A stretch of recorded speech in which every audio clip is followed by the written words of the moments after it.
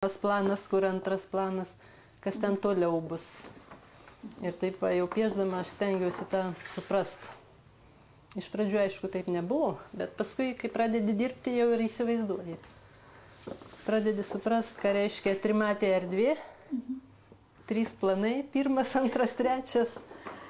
O kas yra svarbiausia jūsų darbe?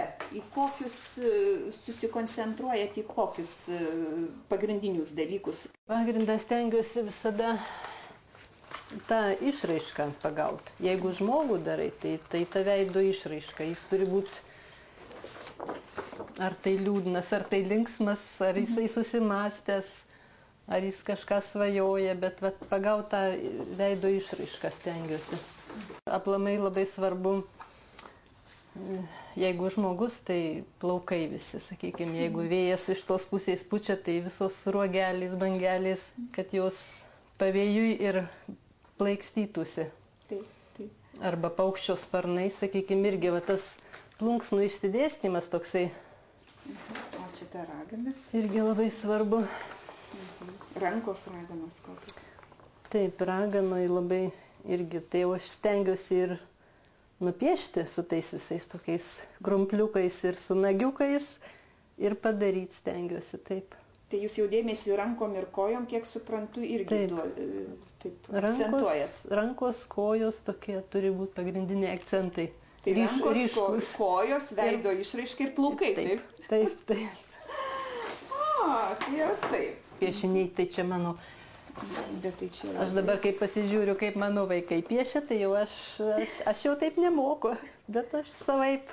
Taip, kiekvienas. Aš piešiu savaip, pagal ką aš galiu padaryti viską ant medžio paskui. O dukros piešiniuose jaunystės fantazijos, vidinis jausmas. Ypatingai spalvos, pats spalvų maišymas, jų padarimas. Toks nuotikas išreiškimas. Kažką kitokio padaryti, kad nebūtų tai monotoniška, tai čia tokios kaip 3 kaukės yra. Ir čia kas jūs paskatino būtent tas kaukės daryti? Kažkokie fantazijos padariniai, kažkas galvoje susikūrė ar taip norės pavaizduoti. Laki Eglės fantazija padėjo ir muzikos garsus perkelti į piešinį.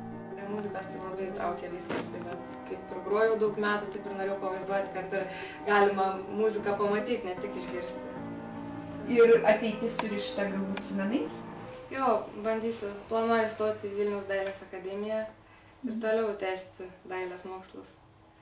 Dukros pasirinktas kelias džiugina mamą, kuriai fantazijos, kūrybos ir jausmų pasaulis jau yra žinomas, artimas ir subtiliai perkeliamas į medį. Visada pradedi drožti, kas iškilę labiausiai yra ir paskui gilin.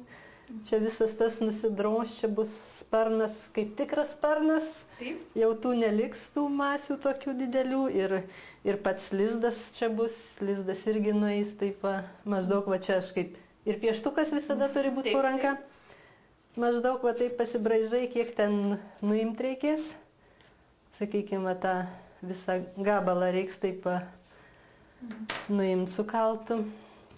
Mano toks pagrindiniai tokie kartelė jo, tokie tai tiesiog taip ir imi ir droži tolyn. Medyje ryškėja gandrų atvaizdai, dėliojasi bendras paveikslo vaizdas. Čia bus gandrai tokie. Čia žmogus norėjo, net užrašiau, jubiliejaus progą nuo tėvelių, žodžiu, tėveliai nori dukrą pasveikinti su jubiliejum. Tai čia toks ruošinys didelis, storas. Čia pakankamai storas. Tai čia, kur sakėt, vyras padeda jums padaryti tuos ruošinius ir... Tai jis man ir padeda nuo visų lentų, iš tikrųjų, aš pati tikrai nesugebėčiau padaryti to darbo. Jis man suklijuoja pagal mano tą piešinį, pagal mano eskizą. Pagal trafaretus viską perdedam ant medžio, jis išpjauna viską ir man belieka tik drožti. Bet tai šitiek įrankių, čia yra, jie visi skirtingi ar tiesiog skirtingų firmų? O jie iš tikrųjų kiekvienas yra skirtingas ir labai su vienu, su dviem tikrai nepadarytum to darbo. Smulkiausius tokius, kur visiškai smulkus, tai aš naudoju, sakykime, aplink akytės apdrožti. Tokie va akcentai jau užsideda iš gilinimo. Arba, sakykime, ten tokie jau, kur ilgesni kaltai, kur, sakykime, sunku įlyst, sunku pamatyti. Nu ir taip ir anaip, iš visų pusių reikia, sakykime, ten tokį snapą, tai jau reiks palikti pačiai pabaigai, kadangi jis gali ir nulūžti bedrožiant, ir tai, kad jis nenulūžtų, tai pirmą taip apdroži visus, ką įmanoma apdrožti taip, kad nenulaužt. Darbo eigoje paskui pamatai, kur ką palikt, kur ką nudrožt. Va, kur sunku prieiti, tai jau reikia arba darbą sukti reikia, bet čia nepabėgiausi aplink tą stalą, tai aš jau ir taip išmokau į save. Visada yra tikimybė susižeisti. Jeigu kažkiek praslys tau kaltas, tu gali ir buvo ir tokių momentų. Ir mėlynių lieka. Kiek suprantu, čia jūsų kūrybinė erdvė kartu yra ir ta kiekvienos dienos erdvė, kur pusryčiai, pietus, vakarienė. Ir kiek matau, tai yra tik tas vienas stalas. Tai kaip čia dabar su tuo? Čia pas mus taip jau yra. Šitas stalas yra darbinis stalas, ant kito stalo gaminam valgyti. Mano darbas, mano virtuvė, mano viskas čia. Tai prie to stalo ir nevalgo niekas, čia yra šventa darbo vieta? Nelabai šventa. Kitas tas darbas nuvažiuoja į šoną. Va, su visom šiukšlėm. Tai gražiai visur šiukšlės nusišluoja. Sakykime,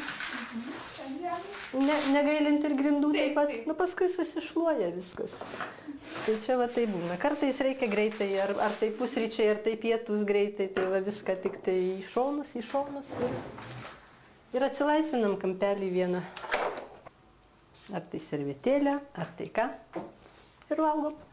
O norint valgyti, pirmiausiai reikia pagaminti. Ir kaip matote, į šį procesą įtraukė ir mane. Gražiai atrodo. Pradedam. Gerai, ir ką dabar ruošim? Tai mūsų patiekalas toks greitas, neypatingas, tiesiog greitas ir puošnus. Vištienos krūtinėlė, kepsneliai. Susmaigstyti su įvairiais daržovėm ir vaisiais. Labai greitas, skanus ir šiaip jau puošniai atrodantis. Tai ar koks šventė, ar gimtadienis, ar nauji metai, čia mūsų pagrindinis toks patiekalas. Čia jau aš paruošiu. Jau paruošėt visą vištieną, tai kepsniukai. O ką jūs dėjot tada? Tiesiog tradiciniai prieskoniai. Mes tokius labiau mėgstam natūralų tokį skonį, taip, kuris be ypatingų ten kažkokių tai aštrumų, tokį stengiamės aštriai nevalgyti, kiek įmanoma. Kepsniui reikalingas aliejus. Išplakamas kiaušinis, kuriame pamirkomi vištienos gabalėliai. Vėliau jie panardinami į miltus ir kepami. O mes turime laiko maloniai pasišnekučiuoti apie kūrybą. Kai darau darbą, tai aš būtinai turiu apsigyventam kūrinyje. Taip, jeigu ten, sakykime, žmogus artojas laukarė su arkliukais, nu tai aš toje aplinkoje ir būnu, iš tikrųjų, nes vis tiek noriu pajausti tą vagos gilumą, kur ten tie arkliukai turi žygiuoti, ką tas žmogus galvoja ardamas, ar ten jau tos vagos lygios bus ar panašiai. Arba, sakykime, jeigu ragana miške drožiu, tai vėlgi jau toj raganiškoje aplinkoje ir gyvenu. Stengiuosi įsigilinti.